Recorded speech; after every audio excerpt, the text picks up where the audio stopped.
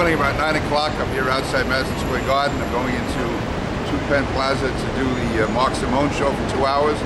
Hopefully I'll survive through without too many wackos calling me up on the phone and not get into too many fights, and we'll see where it goes.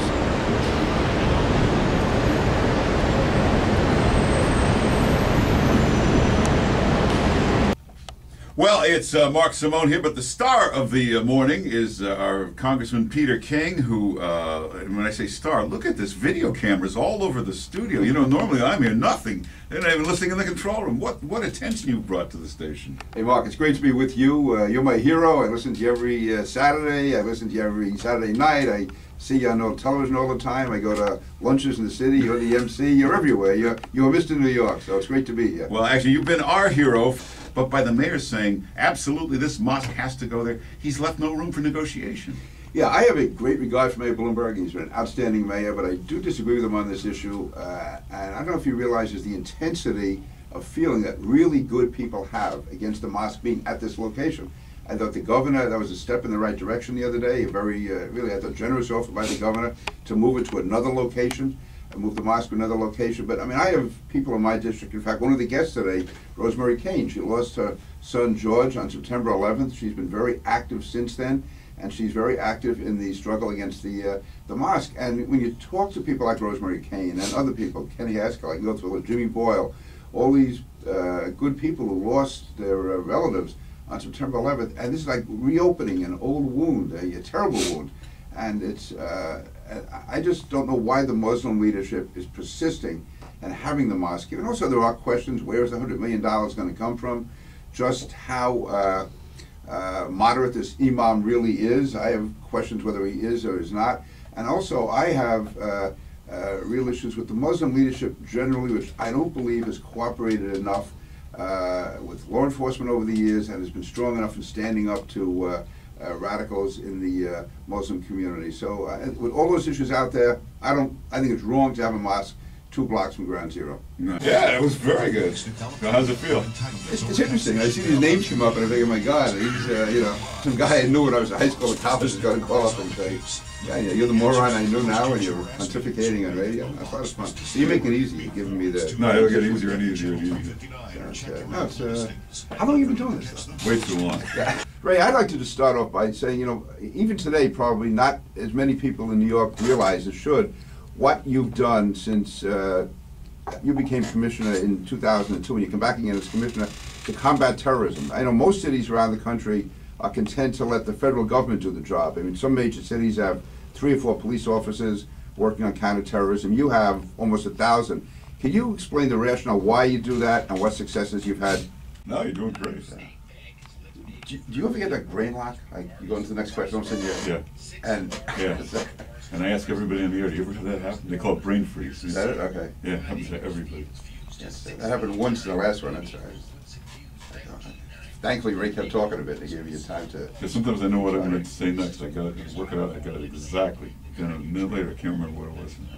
I think with Harry Reid, I would think ethnic groups have to take that as being offensive. I did humor, but actually to say that...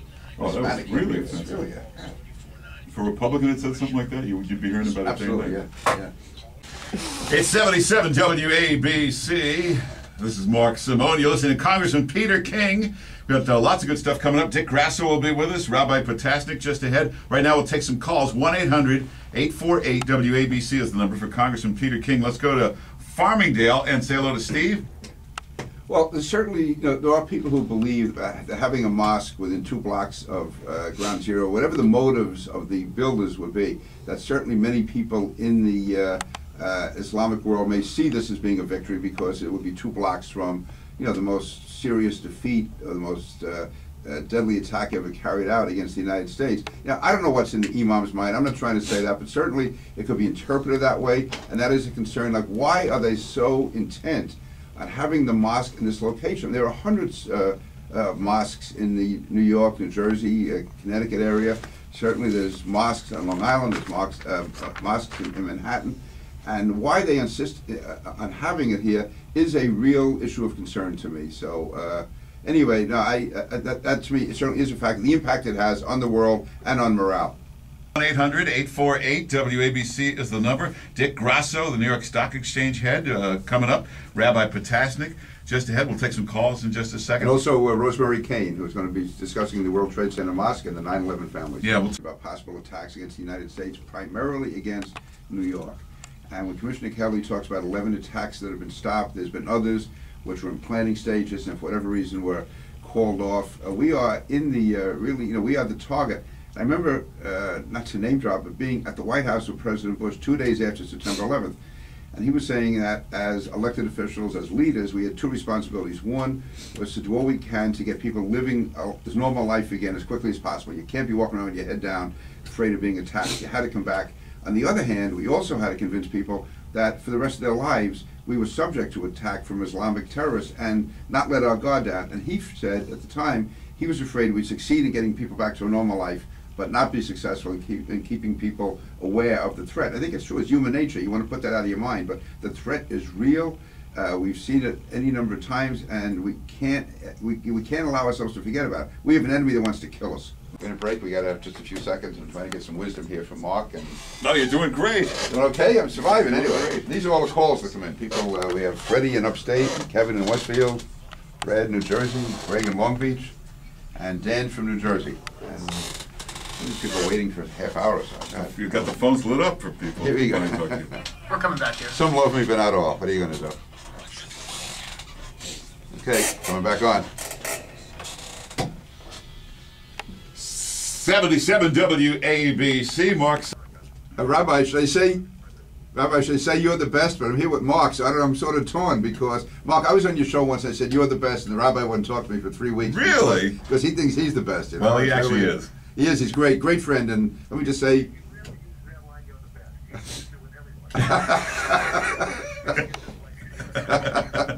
And before we get started too much with the funny stuff, let me just thank you for being such a great friend to me and my family over the years. You've been a rock for us in some key moments. So, actually, in all seriousness, let me just, because we only have a few minutes, ask you as a rabbi, but really as an American, how do you react when so many people's first instinct is to blame Israel? I mean, Israel is our closest ally in the Middle East, which is the most dangerous part of the world. Israel is a democracy.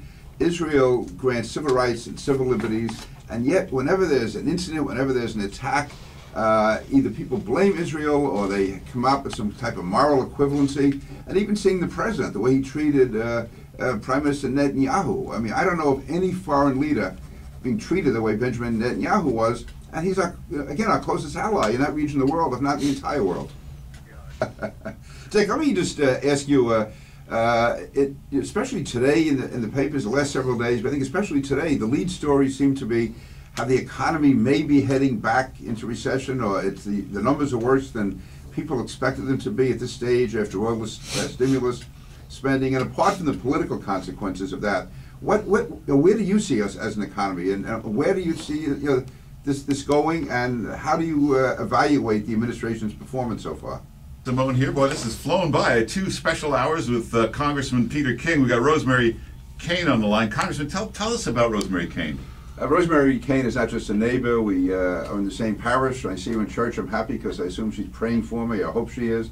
But seriously, Rosemary took a horrible tragedy, which was the murder of her son, who was a firefighter, on September 11th. And I've never seen anyone who has dedicated herself more to having a positive approach to that. She's always there on the difficult issues. She never backs away. And right now, her most recent cause is being involved in opposition in a very intelligent, unbiased way against the World Trade Center Mosque. So I'm really glad that Rosemary's with us here today. And my wife's name is Rosemary, and my girlfriend's name is Rosemary. Rosemary Kane and I are great friends. She's a wonderful, wonderful friend. The only thing is, I'm never safe from Rosemary. I'm back in the district. I'm hiding in my office. And my staff, who loves her more than they like me, they always let her in. And she comes in and she harangues me when I do the wrong thing. And she brings me cake and cookies, and I do the right thing. So, Rosemary, great to have you with us today. Let me ask you, I mean, you're obviously very much involved with the community board meetings, with the demonstrations, and could you tell us from the perspective of a mother whose son was murdered on September 11th, how you view the World Trade Center Mosque? With us, Congressman Peter King, you did a great job. Thank you, Mark. Thank you very much. And thank all the hosts, and thank you for putting up with me. I smell a future career here. Stay tuned for Rush next WABC. Great. Hey, thanks a lot. Because the fringe gap number just made it much worse. That went by real fast. Very fast. Heads up, Yeah. headed after that. That was a great opportunity being here with Mark Simone. Enjoyed it. Enjoyed the callers. Certainly enjoyed the guests. I mean, every one of them was really did a phenomenal job, and it was great to end with Rosemary Kane, who's a great friend and neighbor, and she really articulates very well what has to be said. So anyway, back to the district office, back to get some work done, and maybe grab some lunch along the way. So take it easy.